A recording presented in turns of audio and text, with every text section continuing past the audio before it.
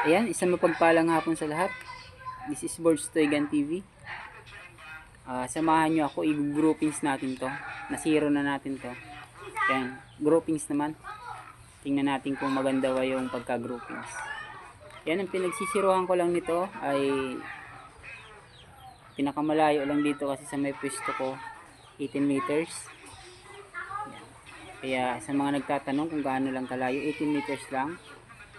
Yung hinahingi niya na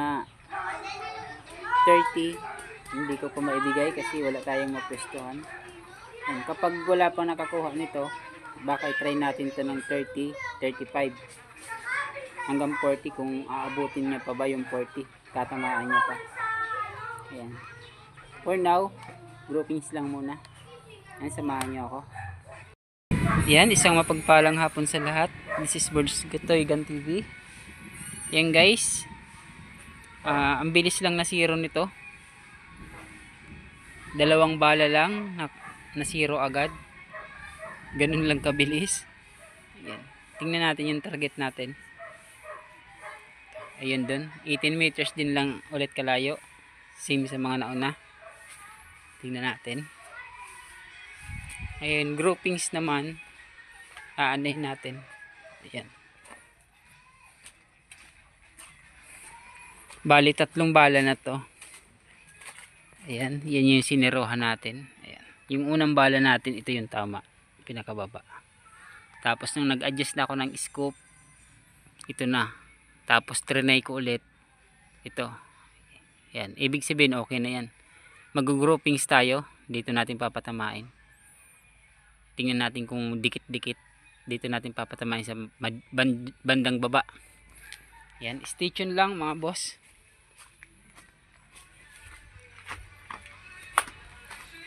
Tingnan natin kung ilan magkakadikit ang bala nito.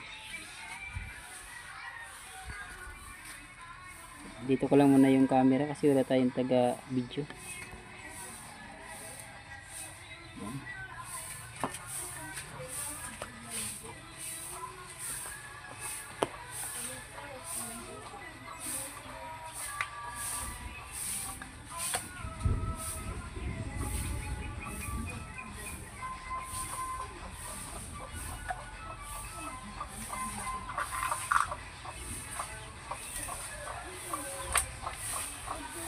First shot tayo mga sir. Sa baba lang natin patamain. 1.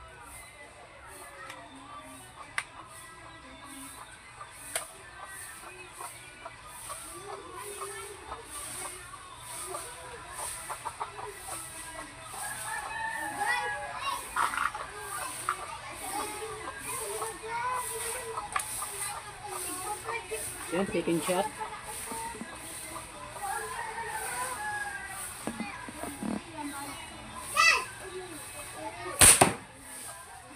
Second shot.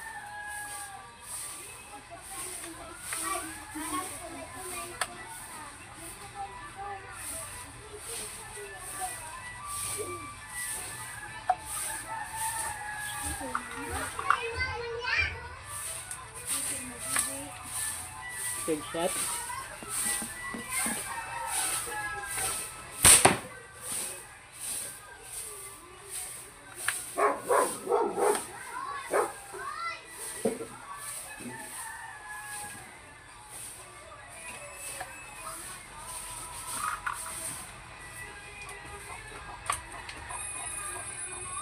Pang-apat.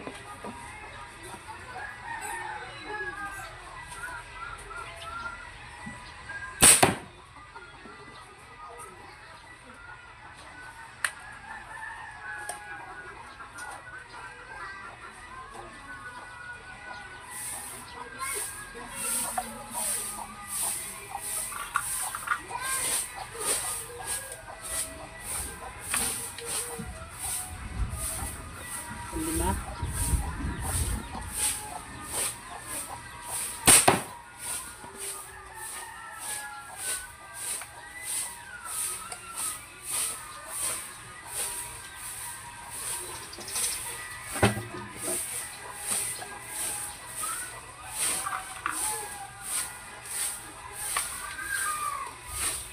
Pang-anim.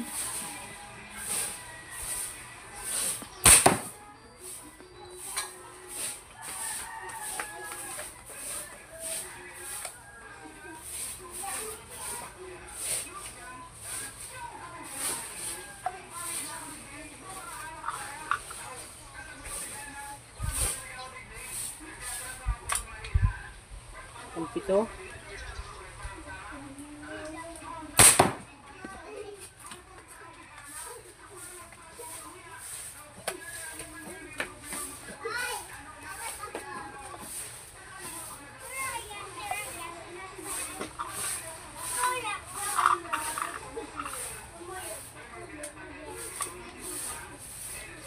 Pang-walo.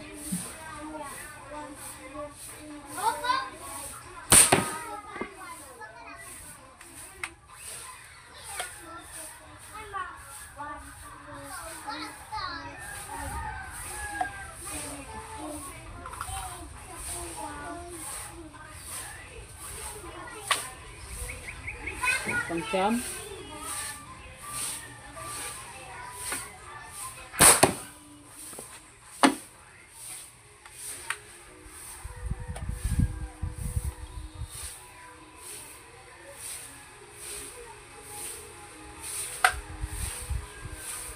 Yan guys, last shot.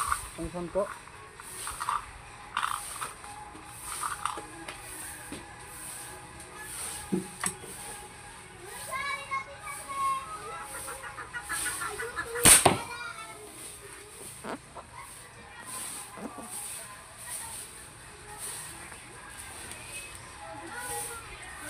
Yan, tingnan natin yung groupings. Yung pang-siyam niya guys, medyo malayo kasi hindi masyadong nakapasok yung bala sa barrel. Kaya lagapak yung yung tunog niya. Yan. Sulit talaga yung pagkakabit ng ng ating barrel. Ito yung groupings nyo. Halos nandito lahat. Dikit-dikit din siya. Siguro mga lang yung nito, yung pagitan 10 mm simula dito sa pinakamalayo. Ito yung pang-siyam. Hindi ko masyadong naipasok yung bala. Hindi siya nakapasok dun sa stopper nakalagay.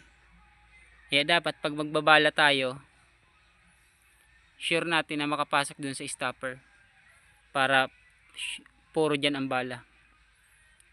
Ayan, masasabi ko na solid talaga yung yung unit na to. Kaya yung makakakuha nito, yan, solid to mga sir, walang halong biro. Ayan, maganda yung groupings. Tatry naman natin sa mag-target tayo ng ng basyo ng shoe glue. Yan, mga 5 piraso dito basyo ng shoe glue. Tingnan natin kung sa 5 piraso tatamaan natin. Ayan, antayin nyo. Salamat. Ito pala yung unit ulit, papakita ko sa inyo.